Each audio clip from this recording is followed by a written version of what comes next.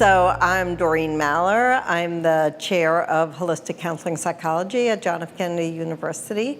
And Holistic Counseling Psychology is one of the masters in counseling psychology programs. So tonight was a talk about the opioid crisis in America and how it started out, I think, from a very positive aspect of pain management, right? So it's really interesting to think about. So it was kind of in three different pieces. The first piece was, what are opioids anyway, and how did they become a crisis, and why do people even care about them, and how do people use them?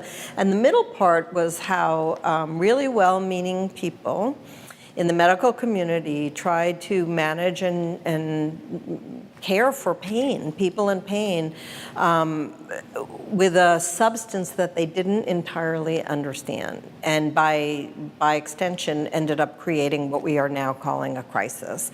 That was the middle part. And the last part, which was the part that I participated in, was, what do you mean by crisis? Because there's easy ways to find statistics, which is what happens to the user themselves.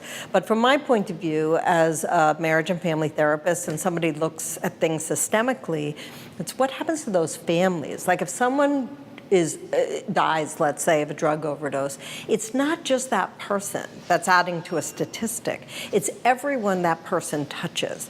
And all of those people eventually might end up in an office like mine, right? Either in the run-up to the catastrophe or in the aftermath of the catastrophe. So incorporating drug use and this very negative impact of this particular epidemic on family systems, and rethinking really what is an addict anyway. Because I think it's very easy to have this go-to that says, oh, it's someone who used for fun and then ended up getting in trouble, where actually people can end up with really debilitating addictions because they had a car accident, or in some cases just a snowboarding accident, or they ended up going to the doctor for help and they ended up with an addiction that they couldn't handle. Yeah, it's tricky. And the thing with well, I always say to my clients, to make everybody feel better, is nobody started out like smoking pot to think that one day they'd end up laying in the gutter, right? Like, it's not like, hey, I think I've got a great career goal, I'm gonna lay in the gutter. Like, that's just not what happens. Usually, it's compounded, and sometimes compounded by mental illness, right? So we call these co-occurring disorders, where one thing is exacerbated by something else, and then they get locked together, and it's very hard to take them apart and fix them. So one vulnerability in one place can be made worse by a vulnerability in a second place.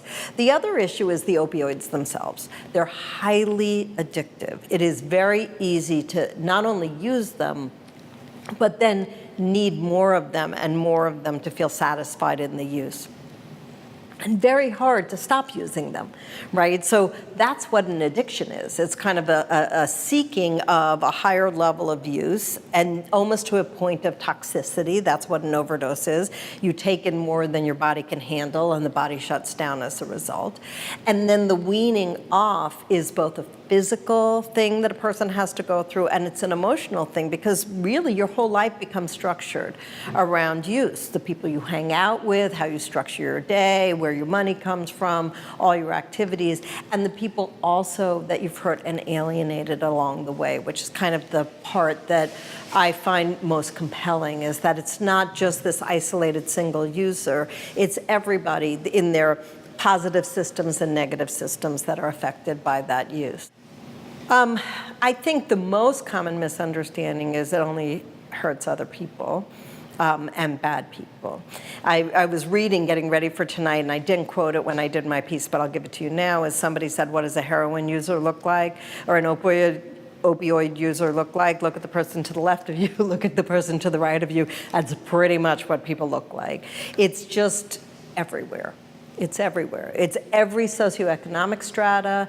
It's every level of pain. It's not good people or bad people. There are high-functioning people that use every day. There are low-functioning people that also use every day, and everything in between. So I think there's a misunderstanding of how ubiquitous it is in American society right now. The only thing that I think cuts through that are the statistics, which is just like mind-blowingly huge numbers. What I hope people take away from tonight is, A, how vast this as an issue.